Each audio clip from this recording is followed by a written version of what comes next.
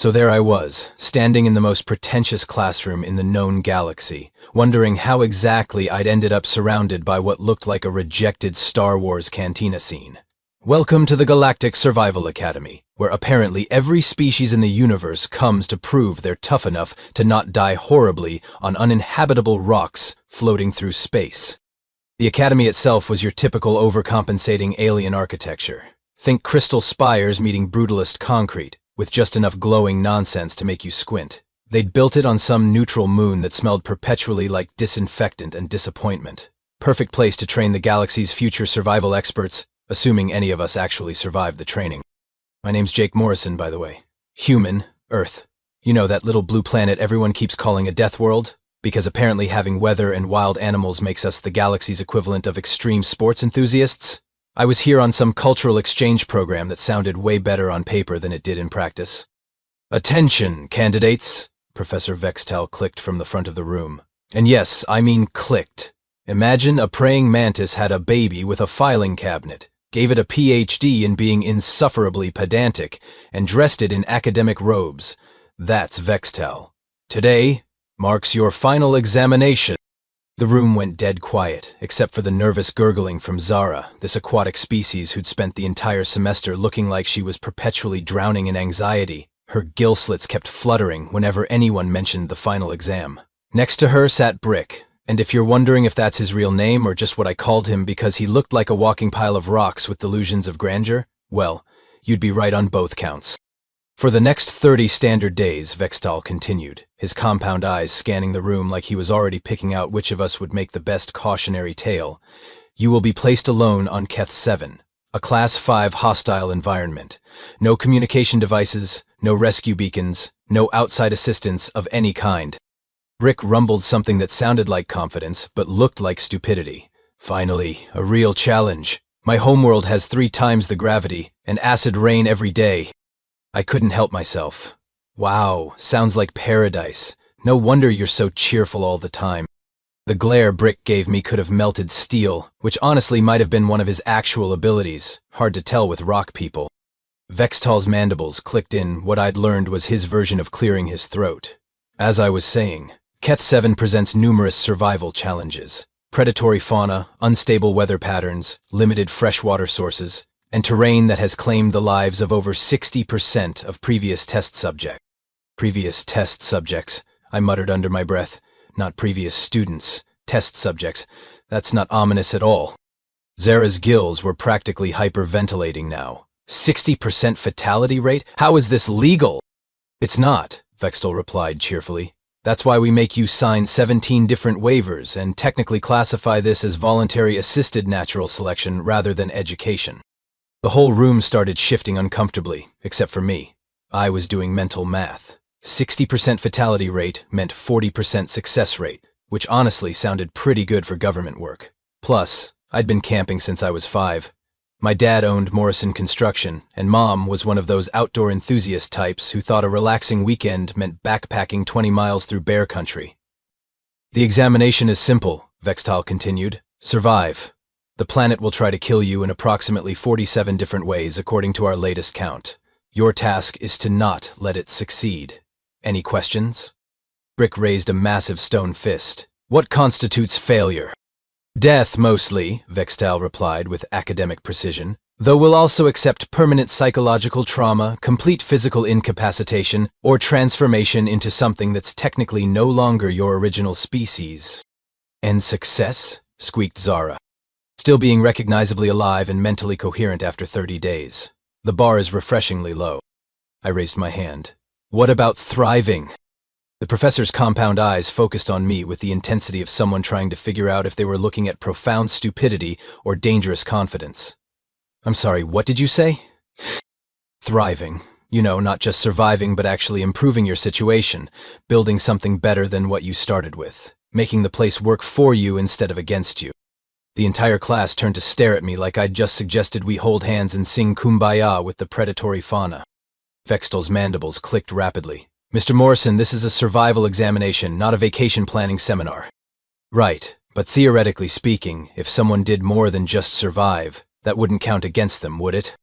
I suppose not. though the question is largely academic since the primary challenge will be not dying horribly. I grinned. Good to know. As the other students filed out, muttering prayers to their respective deities and updating their last wills and testaments, I started making my own mental notes. Hostile environment, limited resources, 30 days, no outside help. Honestly, it sounded like the camping trips Dad used to take me on, except with less chance of running into park rangers. This was going to be fun. 24 hours later, I was strapped into what the Academy generously called a landing pod, but what I'd describe as a garbage can with delusions of being spacecraft. The whole thing shook like a paint mixer as we descended through HFY's atmosphere, which was apparently designed by someone who thought regular weather was for wimps. "Attention test subjects," crackled Vextal's voice through the intercom. "You are now approaching your designated drop zones. Remember, communication devices have been disabled. Emergency beacons will only activate in case of imminent death, and the planet's natural electromagnetic field will prevent any off-world contact for the duration of your examination." Through the tiny porthole, I caught my first glimpse of Keth 7. It looked like someone had taken Earth, cranked up the saturation to 11, and then let a committee of sadistic landscape architects redesign the whole thing. Purple trees that definitely weren't trees, rivers that glowed the wrong color, and mountains that moved just enough to make you question your sanity. "Good luck," Vextal added, which sounded about as sincere as a politician's campaign promise.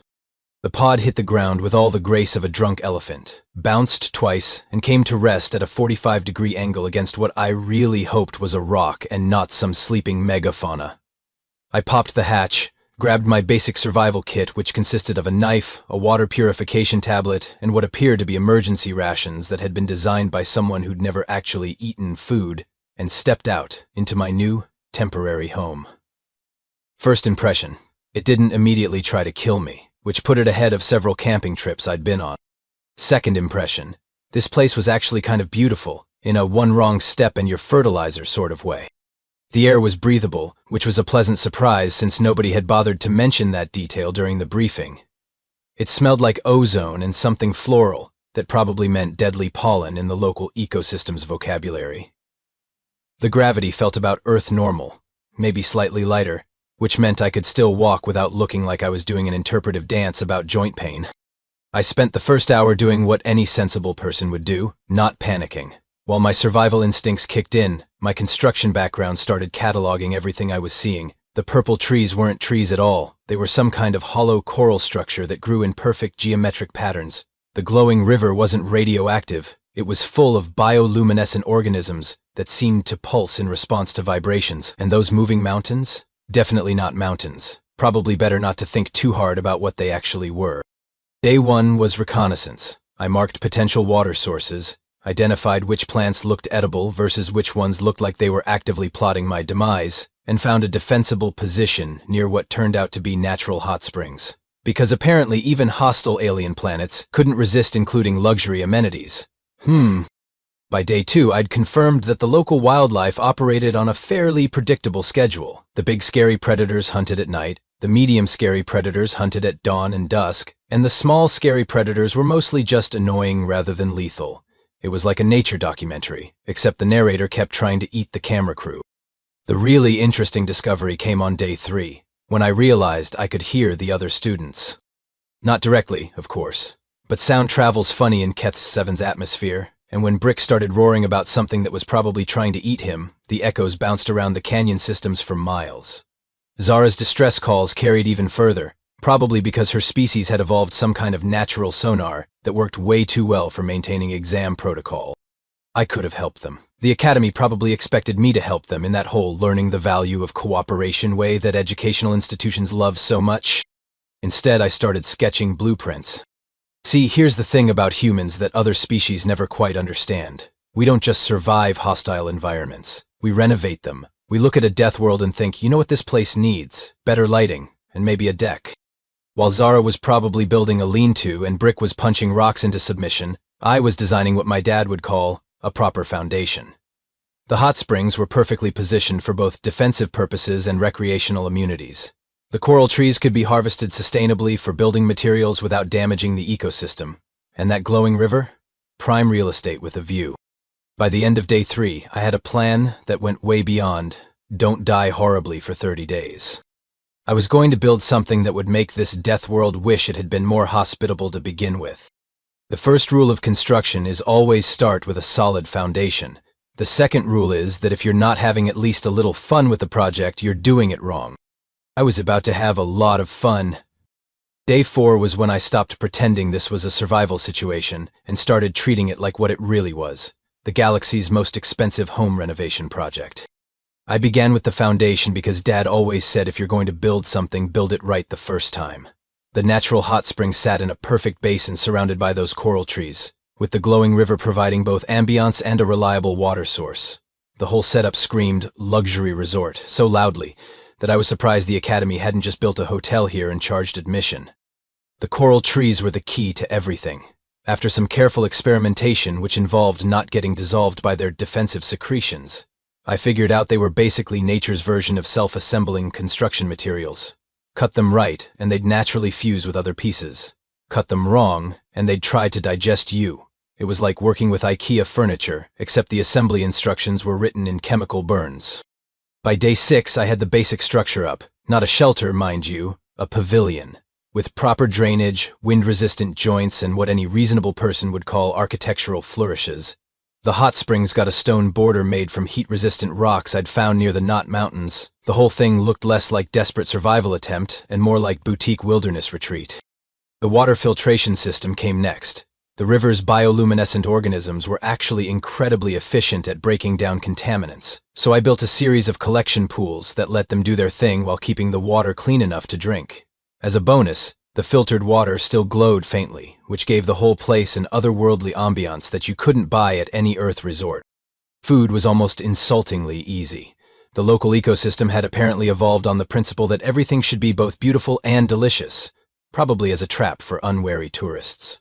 Half the plants were basically alien fruit salad, and the other half tasted like someone had crossbred earth vegetables with whatever angels eat for breakfast. I set up a cultivation area and started what could generously be called agriculture, though it was more like politely asking very cooperative plants to grow faster.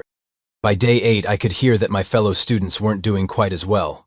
Brick's roaring had taken on a distinctly frustrated quality, like someone trying to intimidate a crossword puzzle. Zara's sonar distress calls were coming at regular intervals, which suggested she'd at least established some kind of routine, probably involving panic at scheduled times between bouts of terror. Day 10 was when I added what Mom would call creature comforts, and what the Academy would probably classify as gross violations of the survival examination spirit. I'm talking about furniture carved from coral tree wood, a dining area with an actual table, and yes, a functional hot tub carved into the natural rock formation around the hot springs. The hot tub wasn't just luxury, it was engineering. The natural minerals in the springs had therapeutic properties that helped with everything from muscle recovery to immune system boosting. Any survival expert worth their salt would recognize the medical benefits. The fact that it also came with a view of the glowing river and comfortable seating for up to 8 people was just good planning. Day 12 brought the first real test of my construction skills. Keth 7's weather patterns included what the briefing materials had politely called atmospheric disturbances, which turned out to be storms that looked like someone had weaponized the concept of precipitation. Lightning that came in colors that didn't exist on Earth, rain that fell upward for the first 5 minutes, and wind that changed directions according to no pattern that anyone with a functioning brain would call logical. My pavilion held up perfectly. The coral tree construction flexed with the wind instead of fighting it. The drainage system handled the upside-down rain without flooding, and the whole structure actually seemed to get stronger after the storm passed. Meanwhile, I could hear the sounds of other student shelters being redesigned by hurricane-force winds and creative weather phenomena.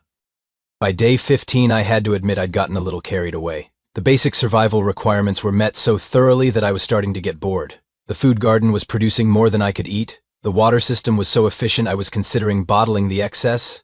The shelter had enough space for a small conference. That's when I made 2 important realizations. First, the Academy was definitely monitoring us somehow, because there was no way they'd risk losing students without some kind of oversight. Second, if they were monitoring us, they were probably watching me turn their ultimate survival challenge into what looked suspiciously like a vacation rental property. I started adding finishing touches. A small observatory platform for watching Keth 7's twin moons rise over the Knot Mountains, a meditation garden where the bioluminescent plants created natural mood lighting, a workshop area where I could craft tools and furniture from local materials. The whole thing was starting to look less like a survival camp and more like the kind of place that would charge 500 credits a night and have a waiting list 3 months long. Which gave me an idea that was either brilliant or completely insane. Probably both. Time to see if the Academy's communication blackout was as thorough as they claimed. Day 16 was when I discovered that the Academy's impenetrable communication blackout had about as much integrity as their student safety protocols. The emergency beacon in my survival kit wasn't just for life-threatening situations, it turned out. It was also broadcasting a low-level telemetry signal that included location data, basic vital signs, and environmental readings. Standard practice for any organization that wanted to avoid explaining to parents why their kids had been turned into alien plant food.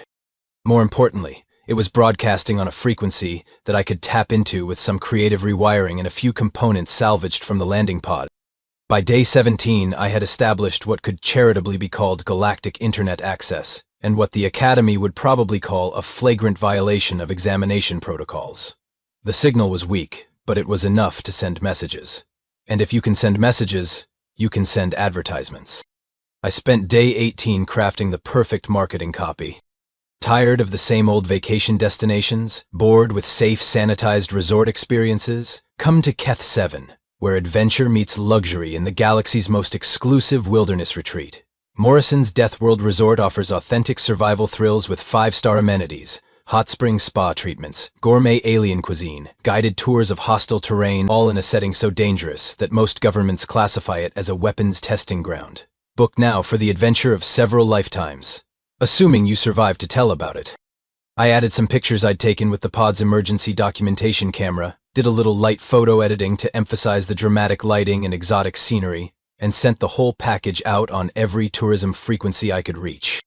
Then I went back to work on what was rapidly becoming less of a survival shelter and more of a destination resort. Day 19 brought my first customer inquiry. Apparently, wealthy Centaurians were very interested in authentic Death World experiences and had money to burn on extreme tourism. Who knew that having more credits than cents was a universal constant? Day 20 was when I got my first booking confirmation. A party of 4 from the Rigel system, willing to pay premium rates for what they called the ultimate adrenaline vacation. They were scheduled to arrive in 3 days via private shuttle, and they expected full-service accommodations with guided wilderness experiences. I had 72 hours to transform my survival project into a functioning luxury resort. Challenge accepted. Day 21 was a masterclass in crisis management and rapid deployment construction. I expanded the dining pavilion, added private quarters for guests, and installed what could generously be called a concierge station, but was really just a desk made from polished coralty wood with a sign that said management. The real stroke of genius came when I realized I could hear Zara's distress calls getting closer. She was moving in my direction, probably following the river toward higher ground. Brick's frustrated roaring suggested he was also converging on the area, likely for the same reason. Perfect. Every resort needs staff. Day 22 was when I made first contact with my fellow survivors. Zara stumbled into my resort complex, looking like she'd been through a blender set to hostile ecosystem, took one look at my hot tub and dining pavilion, and immediately started hyperventilating through her gills. "Morrison," she gasped, "what in the 7 hells of Aquatica is all this?" "Survival," I said, gesturing at the whole setup with what I hoped was convincing sincerity. You know, making the best of a bad situation, basic wilderness adaptation. Brick arrived an hour later, took one look at the place, and rumbled something that sounded like confused anger mixed with grudging admiration. "This is not survival," he growled, his rocky exterior shifting colors in what I'd learned was his species' equivalent of being flustered. This is hospitality," I finished. "And speaking of which, you two look like you could use a meal and a soak in the hot springs. Consider yourselves my guests." It took about 30 seconds of experiencing actual comfort for them to agree to what I tactfully called temporary employment opportunities in the hospitality sector. Zara turned out to have excellent organizational skills when she wasn't panicking, and Brick was surprisingly good at guided tours once he stopped trying to intimidate the landscape into submission. Day 23 was opening day. The Rigel party arrived in a shuttle that probably cost more than most planets' annual defense budgets, took one look at Morrison's Death World Resort, and immediately started taking pictures for their social media feeds. "This is incredible," gushed their leader, a humanoid with more money than survival instincts. It's so authentically dangerous, yet so refined. How do you maintain such standards in such a hostile environment? Trade secrets, I replied, while mentally calculating how much I could charge for behind-the-scenes resort management tours. The next 48 hours were a blur of guided wilderness expeditions, gourmet dining experiences featuring local cuisine, and luxury accommodations that happened to be located on one of the galaxy's most notorious death worlds. My guests loved every minute of it. They paid premium rates for the privilege of being terrified in comfort, and they tipped generously for services rendered. By day 25, I had a waiting list. Word was spreading through the galaxy's elite tourism networks about this exclusive resort that offered authentic survival experiences without any of the actual risk of death. The booking requests were coming in faster than I could process them, and several major tourism corporations were making inquiries about franchise opportunities. Zara had evolved from panicked student to efficient resort manager, handling reservations and customer service with the kind of attention to detail that comes from spending weeks in mortal terror and then discovering that hot meals and comfortable beds are actually quite nice. Brick had found his calling as a tour guide, leading expeditions to scenic overlooks and dangerous wildlife viewing areas, while maintaining a running commentary about the various ways the local ecosystem could theoretically kill you, delivered with the casual confidence of someone who had personally argued with most of it. The whole operation was running so smoothly that I almost forgot we were supposed to be taking a survival examination. That's when Professor Vextal's shuttle appeared on the horizon, and I realized that my little entrepreneurial experiment was about to get a whole lot more complicated.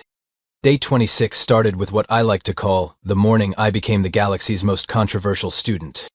Professor Vextal's shuttle landed with all the subtlety of a diplomatic incident, which, as it turned out, was exactly what this was about to become. He emerged from the craft looking like someone had personally insulted his entire academic lineage, his compound eyes scanning my resort complex with the kind of horrified fascination usually reserved for natural disasters or government efficiency reports. "Morrison," he clicked, his mandibles working overtime to process what he was seeing. "What exactly is this?" I gestured at the bustling resort around us, where my current guests were enjoying a leisurely breakfast while planning their afternoon predator-watching expedition. This is survival, Professor. 30 days of not dying, as requested. This is a hospitality establishment, he said, his voice reaching frequencies that probably qualified as a sonic weapon in 17 different star systems. You have paying customers, you have staff, you have what appears to be a functioning gift shop. The gift shop was Zara's idea, actually. Turns out tourists love authentic Death World souvenirs. Who knew?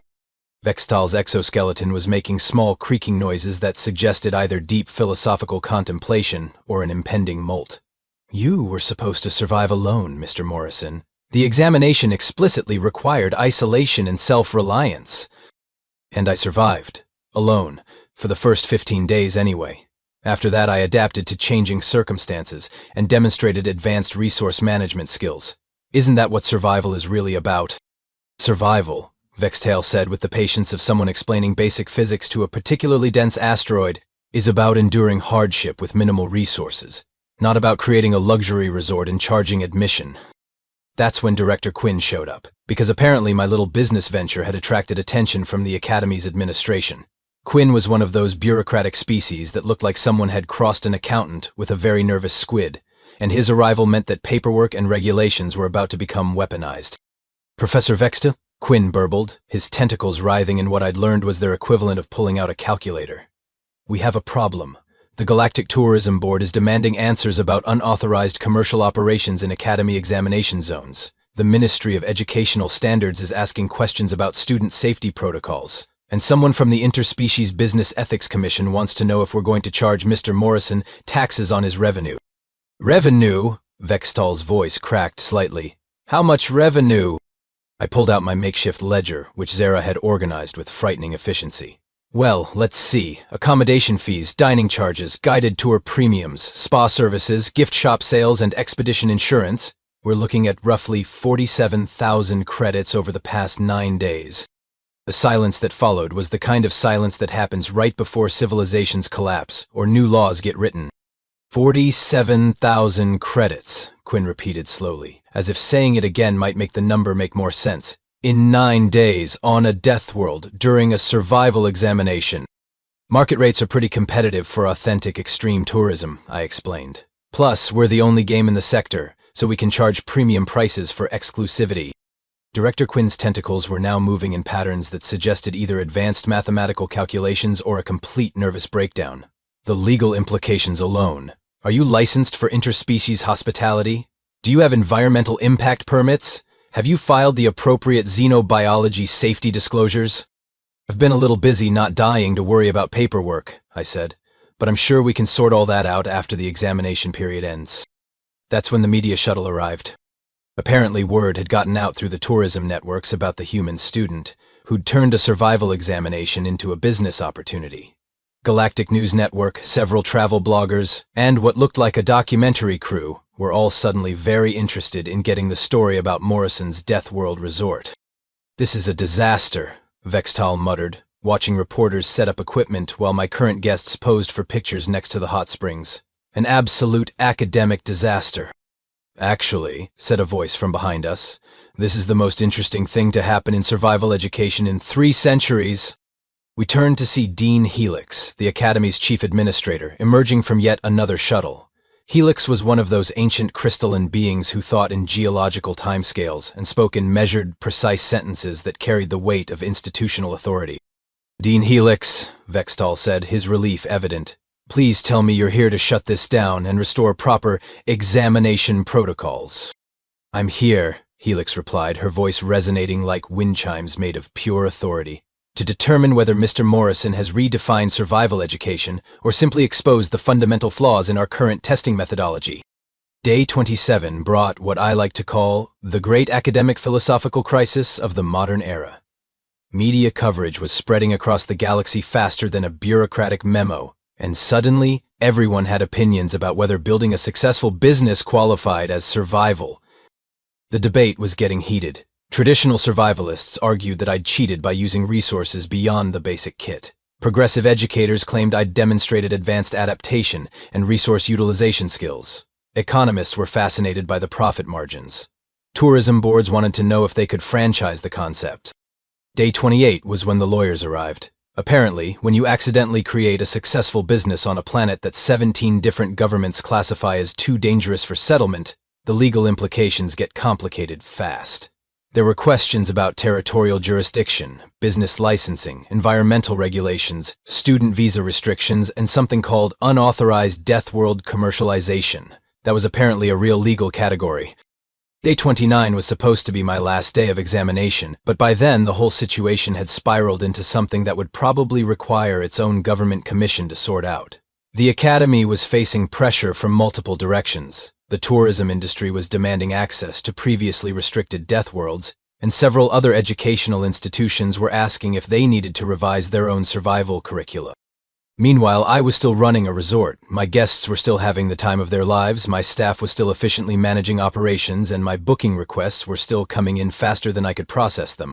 All I'd done was refuse to accept that survival meant barely scraping by. Apparently that was enough to accidentally trigger a galaxy-wide educational and economic crisis.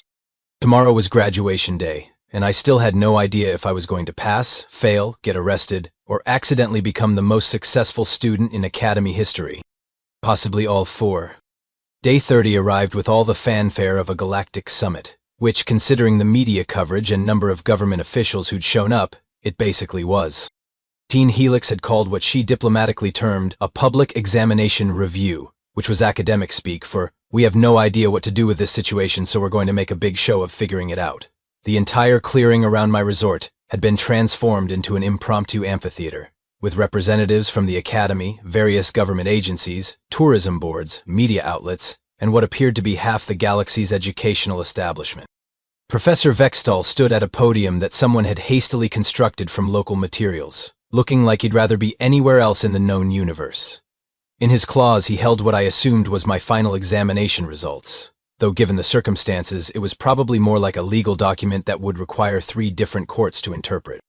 Ladies, gentlemen, and entities of various classifications, Vextal began, his voice carrying across the crowd with the authority of someone who'd rather be grading normal papers about normal survival techniques. We are here to determine the final examination results for Mr. Jake Morrison, human, of Earth. The crowd went quiet, except for the soft humming of recording equipment and what sounded like several beings taking bets on the outcome. Mr. Morrison was tasked with surviving 30 days on Keth 7, a Class 5 hostile environment with minimal equipment and no outside assistance. Vextal paused, his compound eyes scanning the resort complex that had grown up around us. The question before us is whether what he accomplished constitutes survival, entrepreneurship, educational innovation, or flagrant disregard for examination protocols. I raised my hand from where I was standing next to my concierge desk. For what it's worth, Professor, I did survive. 30 days, hostile environment, no outside assistance for the first 15 days. Everything after that was just good planning. Dean Helix stepped forward, her crystalline form catching the light from Keth 7's twin suns in ways that probably qualified as a natural phenomenon. Mr. Morrison, in your opinion, what is the primary objective of survival? Not dying, I said immediately. Everything else is just quality of life improvements. And do you believe you achieved that objective? I gestured at the thriving resort around us, where my current guests were enjoying their final morning of authentic Death World hospitality while my staff efficiently managed checkout procedures. Well, I'm not dead. Neither is anyone else who came here during the examination period. In fact, everyone seems to have had a pretty good time not dying. So, yeah, I'd say objective achieved. The examination, Professor Vextal interjected, with the persistence of someone fighting a losing battle against common sense, specifically required individual survival techniques, not hospitality management. Actually, said a new voice from the crowd, it didn't. Everyone turned to see a small, elderly creature that looked like someone had crossed a librarian with a very studious turtle. This was Archivist Slow, the Academy's official keeper of rules and regulations, and if she said something wasn't in the rules, then it wasn't in the rules. I have reviewed the examination guidelines extensively, Archivist Slow continued, her voice carrying the authority of someone who'd actually read every line of the fine print. The requirement was to survive 30 days on a hostile world with minimal equipment. No specific restrictions on methodology, resource utilization, or interaction with other life forms were included in the official protocols. The silence that followed was the sound of an entire educational establishment realizing they'd been outsmarted by their own paperwork. Dean Helix's crystalline form seemed to brighten slightly, which I'd learned was her species equivalent of a smile. Furthermore, Mr. Morrison's approach demonstrates several advanced survival principles that are rarely seen in examination settings. Resource maximization, environmental adaptation, social organization, economic sustainability, and what our xenopsychology department calls aggressive problem-solving optimization. In other words, I said helpfully, I didn't just survive. I thrived, and I helped other people thrive too. Isn't that what survival is supposed to be about? Professor Vextal looked at his examination results, looked at my resort, looked at the crowd of media representatives and government officials, and made what was probably the most difficult decision of his academic career. Jake Morrison, he announced, his voice carrying across the clearing with the finality of judicial pronouncement.